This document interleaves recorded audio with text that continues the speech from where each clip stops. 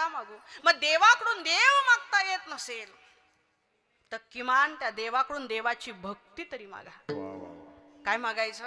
देवाकडून देवाची भक्ती मागा. हेची देवा